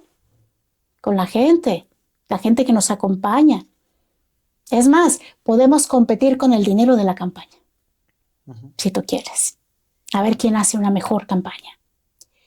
Pero con violencia conmigo no se puede competir, porque entonces estás atentando contra mi integridad. Y es lo único que tengo, ¿eh? Ujú. Yo como le digo a la gente, esto que hay, esto que ven, esto soy. Y es lo único que hay, no hay más. No hay medias tintas, no hay tres Indiras, una que está en lo público, una en lo privado y una acá. Pues esto es lo que hay. Y atravesarlo sí ha sido muy duro. Me tuve que reinventar, Ujú. salir de un lugar muy oscuro, pero es en esa oscuridad donde se ve la luz. Y después de tanta terapia y de abrazarme también y de quererme otra vez y de entender que no es que sea insuficiente, pero que tengo que construir la circunstancia y que en colectivo, con las comunidades que nos apoyamos, tenemos que hacer un cambio. Y ese es el gran reto, porque no hay un Salvador, no existe el Mesías. Ujú. Solamente ponerte como vehículo para que las causas y las personas tengan un lugar digno en el que le pertenece, porque esos impuestos son tuyos y son míos. Es dinero nuestro. Ujú. Y esos espacios son para que se tomen decisiones para nosotros, no para dañarnos. Entonces, tuve que, digamos, hacer algo para cuidar mi integridad. Y en el momento en el que vi que podría ser mujer muerta, Ujú. porque yo pude no contar esta historia, Ujú. ahí está. Tanto lo Sí. quieren, pero con una sentencia. Yo sí creo en las sentencias, porque me criaron mis abuelas y mis abuelas eran personas de sentencia. O sea, ok, ¿lo quieres hacer así? Muy bien. Pero, ojo de loca no se equivoca. Vas a perder porque te metiste con la persona equivocada. Dicho y hecho. Porque hoy yo te puedo decir, yo estoy emprendiendo, me fui a Estados Unidos a crear una organización, la estoy creando también en México, estoy armando una comunidad hermosa alrededor de esa experiencia. De hecho, por eso la organización que estoy creando, que estoy emprendiendo, tiene que ver con salud. Ujú.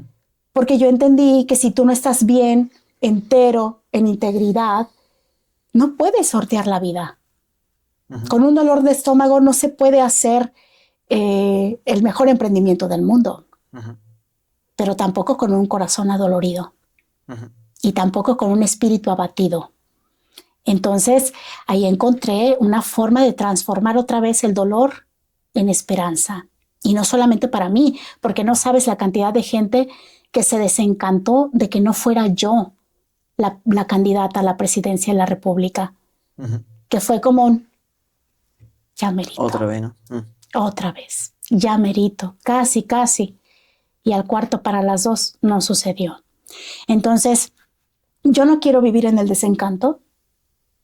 Tuve una crianza en donde me enseñaron a levantarme, a llorar, pero a mí me decía mi abuelita, te doy 3 para que te levantes. Y sola, ¿eh? Yo ahora que deja de llorar, pero termina y empieza, ¿no? Sí, o sea, sí, estás llorando. Pues sí, pues duele, pues te caíste, duele. Pero mira, ahí está el jabón, está el agua, te lavas, te arreglas y otra vez a jugar, otra vez, sin miedo, porque esa es la otra cosa que sentencia.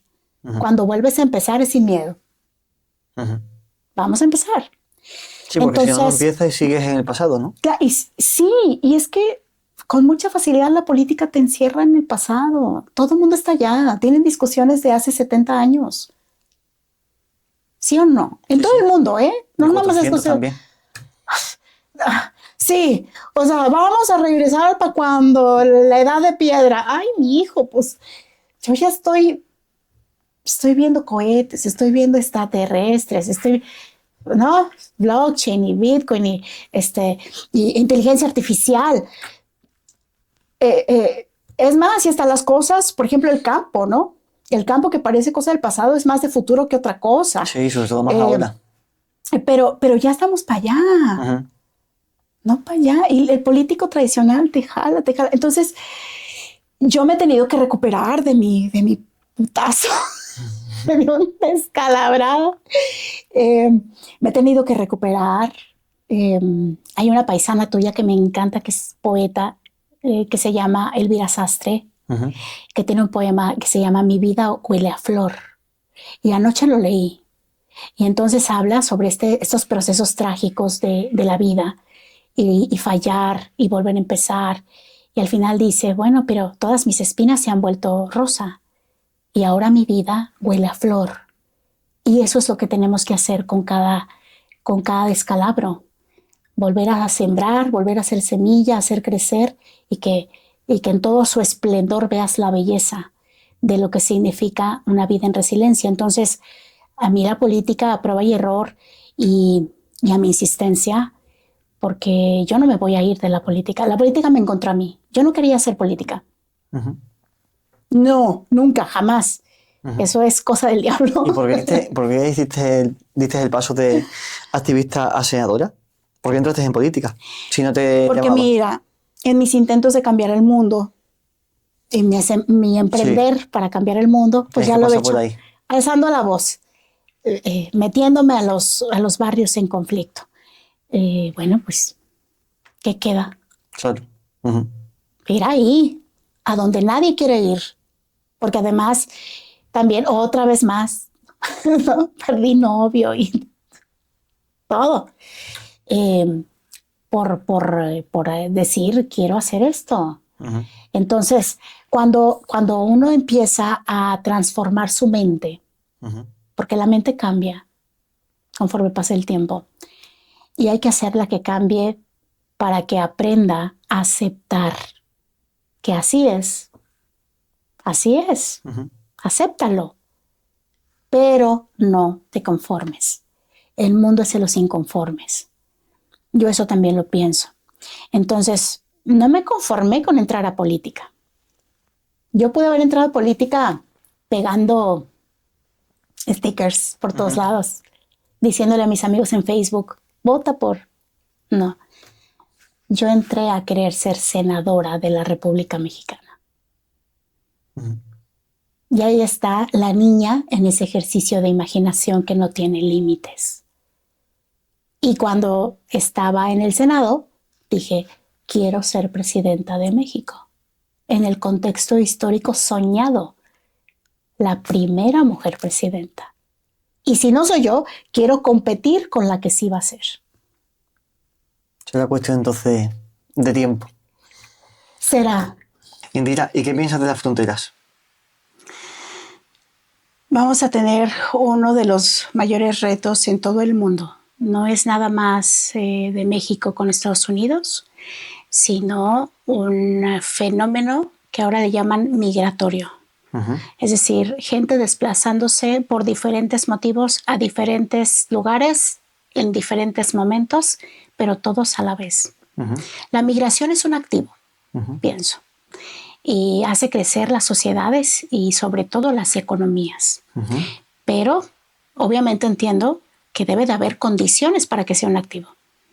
Porque no cualquier persona en la civilización que quieras va a acceder a abrazar, admitir, convivir, estar con una persona que es diferente, que habla diferente, que tiene otras costumbres, que tiene otra manera de pensar, a menos que tengan un objetivo en común.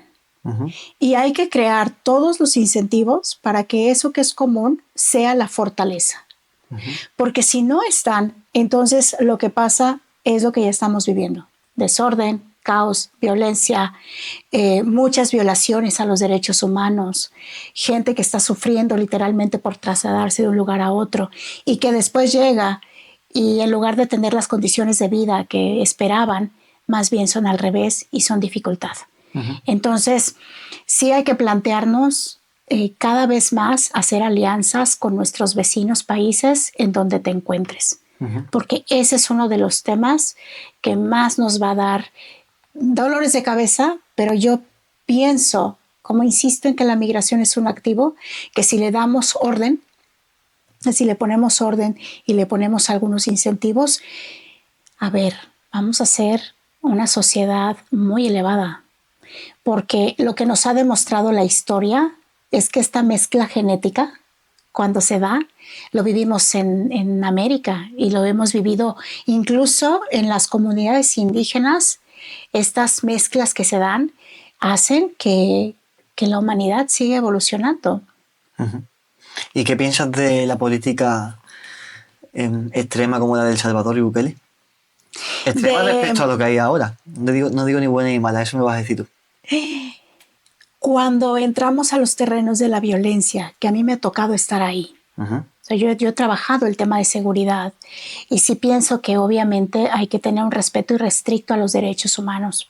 Pero también pienso que no todas las condiciones de un país están dadas para que no se tenga una mano firme respecto a quienes están violentando los derechos de las otras personas. Es decir, todos tenemos derechos, pero ahí hay también límites que muchos han atravesado para afectar a toda una sociedad. En El Salvador ya había personas que ni siquiera podían asomarse a la calle porque inmediatamente eran violentadas. Entonces, Bukele lo que está haciendo precisamente, que claro, aquí yo veo como una miopía de todo el... Pues al final cada quien tiene que vender la historia, ¿no? Sí. Pero lo que se está haciendo en las cárceles o en esta política para hacer la seguridad, no solamente es atrapar delincuentes, también tienen sus programas de reinserción social, que de esos casi nadie habla, pero ya hay gente que va a hacer su trabajo de reinserción social y que una cárcel lo que tiene que representar en el imaginario social es castigo. Y es que en América Latina estamos muy acostumbrados, y como diría Juan Gabriel, que es un cantautor mexicano, es verdad que la costumbre es más fuerte que el amor. La costumbre es más fuerte que el amor. Y ya nos acostumbramos a que pase lo que pase. Por ejemplo, en mi caso, yo me fui a un juicio, a un tribunal, después de ser violentada. Ahí está. mi denuncia ahora en el Instituto Nacional Electoral. Y dime tú qué ha pasado en un año. Nada. Y los violentadores siguen libres, haciendo lo que quieren. Y las personas que están ahí pueden ser susceptibles a que vuelvan a cometer esos delitos. Entonces, más que verlo como bueno o como malo, creo que es una decisión pragmática que necesitábamos en Latinoamérica. Es decir, alguien tiene que poner orden. Y sí, no niego que va a haber algunas afectaciones porque toda decisión tiene consecuencias. No todo es la fantasía de que va a salir bien. Pero, bueno, hay que resarcir esas consecuencias y hay que trabajar sobre eso. Pero no podemos negar que estamos hartos de que no existe el castigo. Ahora, yo le pondría a Bukele un reto más elevado. ¿Cuál? ¿Qué pasaría si las cárceles no estuvieran en la, digamos, en la facultad del gobierno? ¿Qué pasaría si un emprendedor pudiera hacer un modelo carcelario? Interesante. Interesante, ¿verdad? Bueno, hay que atravesar los límites y ese es el siguiente paso. Porque el castigo sí debe de tener un lugar en nuestra sociedad. Para eso inventamos las leyes, para regularnos entre nosotros. Pero si eso no funciona, entonces nada tiene sentido. Cuando somos pequeños, la autoridad se demuestra también a través de hate. Puedes hacer esto, pero si lo haces va a tener esta consecuencia. Y los gobiernos que no son nuestro padre, pero al final no dejan de ser gobiernos regidos por una constitución o por leyes, tienen que hacer lo que deben de hacer. Nadie se había atrevido en América Latina a tener ese nivel de pragmatismo. ¿Y crees que es replicable la política de El Salvador en México? México es un país mucho más grande. El Salvador prácticamente podría ser Nuevo León. Tiene casi la misma cantidad de habitantes. Es más sencillo cuando tienes una población pequeña. Hacerlo en una república federal con tantas entidades y además que es diferente una circunstancia de la otra, sí habría que replantearnos si qué tan replicable es la estrategia. No digo que no, pero ¿en qué medida lo es? Y obviamente llevar otras alternativas. Por eso te digo, para mí el reto es, podríamos tener una cárcel que no estuviera o de la que no estuviera a cargo el gobierno. Esa sería la pregunta para México. ¿Y en tu día a día, en qué te estás centrando a nivel de emprendimiento? En sacar adelante la organización que estamos haciendo, varias personas ¿En qué consiste? ¿Cómo se llama? Unidos. Se llama Integrated Health and Nature Network. La tenemos en Houston, en Estados Unidos, y vamos a empezar, pues ahora sí, a arrancar todos los... ahorita estamos en la parte de la planeación, estamos recogiendo el capital necesario para poder operar el próximo año y enfocados en acceso a los servicios de salud integral, incluyendo la salud espiritual, que es algo de lo que poca gente habla, pero que pienso que también es un tema de futuro. ¿Cómo defines la salud espiritual? La paz interior importa. Como tú estás adentro, en tu espíritu, en lo que te conecta a la humanidad, a la tierra, a tu Dios, porque no todos creemos en el mismo Dios. Y me parece muy relevante que este es el momento de hablar de nuestra espiritualidad. Lo que no se ve es un hilo fino que enlaza todo lo que eres tú y es el universo. Si volvieras atrás, a la Indira de los 8 años, ¿qué consejo le darías? Ay, que se divirtiera más, y por supuesto, me he tomado la vida muy en serio. Gracias. He tenido responsabilidades muy grandes. Pasar por el Senado, por ejemplo, me enseñó eso también. De repente llegar a casa y yo le decía a mi esposo, parece que no tengo hijos, pero como si tuviera más de 4 millones de hijos. Está ahí, esperando a que algo pase, ¿verdad? Entonces, Le diría eso, diviértete un poco más, ¿no? La vida no es tan en serio y sí hay que ser hiper responsable porque eso es lo que he sido, pero hay momentos para reír, para compartir. No dejes, no dejes para después cosas que son importantes y valiosas. Tener una buena conversación, leer un buen libro, tener sexo placentero, ¿no? O sea, sí, claro, pues hay que hablar de eso, porque ahora todo el mundo vive a las prisas y no se da tiempo para decir, "Ay, o sea, realmente es tan importante, se va a acabar el mundo porque no lo hagas, algo va a suceder". No, ve y tómate una cerveza, tranquilo, con calma, disfruta. Y claro, yo he encontrado mis espacios seguros para divertirme, pero, pero sí ha sido ser muy responsable de tantas cosas desde muy chiquita. ¿Y cuáles son los 3 principales errores que cometiste en el pasado que han dejado los mejores aprendizajes en ti? Una, no hacerle caso a mi intuición. Bien. O sea, yo sí creo, hablando de espiritualidad, hay que trabajar mucho lo que nace de tu corazón. Hay una frase del Popol Vuh, que es algo también muy de nuestras raíces indígenas, que dice que el que elige el camino del corazón no se equivoca nunca. Y es sentencia. Y a veces, por estar tan entretenidos con las voces de la mente y lo racional y lo cuadrado, y así me dijeron en la escuela y mi maestro y mi mamá, nos olvidamos de escucharnos a nosotros mismos.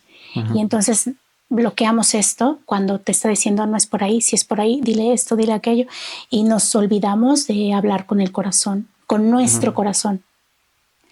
Entonces, si yo he cometido el error de que a veces he tomado decisiones o pensado, dicho cosas, hecho cosas sin escucharme a mí misma. Y aquí hay un poder muy grande. Entonces me haría más caso. Otro error, sobrepensar. Es que no la pienses tanto. Vale. Sí, no lo pienses tanto. No en todo, en algunas cosas sí soy bien arrojada y me voy así, mira. O sea, me aviento sin paracaídas y no encuentro. Pero hay algunas cosas que las sobrepienso mucho. Y eso es cansado. A la larga pesa. Entonces, ya llega una edad en la que, ay, ya, vale madre. ¿Y la tercera? Y la tercera, ¿qué será? Un error así garrafal. No ser compasiva. No ser compasiva. ¿Crees que no eres compasiva? Conmigo. Ah, vale. Yo soy muy compasiva con los demás. O sea, yo para los demás estoy siempre. Pero pues a veces estoy sangrando y no tengo compasión conmigo. No he tenido mucha compasión conmigo. Entonces ya grande aprendí, por ejemplo, algo tan estúpido, porque para alguien podría ser muy estúpido, ¿verdad? Pero aprendí a comprarme algo que me gusta cuando me gusta. Decir, esa falda me gusta, me queda, me la llevo. ¿Verdad? Unos aretes, ir a que me pinten las uñas, ser un poquito más compasiva conmigo, no todo es sangrar siempre. ¿Y qué legado te gustaría dejar? Cambiar. No dejemos las cosas como las conocimos y crear. Yo amo crear. Esa es mi parte favorita. Por eso es una tortura la burocracia. Porque la burocracia no te deja innovar, crear. Decir, esto se puede hacer de forma distinta. No quiero decir que sea mejor, pero solo quiero decir distinto. Y a mí me encanta. Y viste, llegué al podcast y me dijiste, ¿te puedes quitar esta de aquí abajo? Yo quiero crear un outfit. Tu personalidad, ¿no? Exactamente. Quiero crear un outfit. Quiero crear un outfit que se vea distinto. Quiero cambiar. Y el cambio no necesariamente es hacia afuera. A veces es en tu propia experiencia humana. Indira, muchísimas gracias. ¿Algo que te gustaría agregar para terminar? Emprender es un arte y necesita paciencia. Yo nací impaciente. Mi paciencia es por disciplina. No soy paciente de forma natural. Me he tenido que hacer paciente. Hoy las nuevas generaciones quieren que todo sea rápido. Y esta historia que van a escuchar por clips en segundos ha sido prácticamente de más de 40 años de vida. Entonces, paciencia. Un buen aprendizaje estás dejando entonces. Paciencia. Pues Indira, muchísimas gracias. Gracias a ti. Probando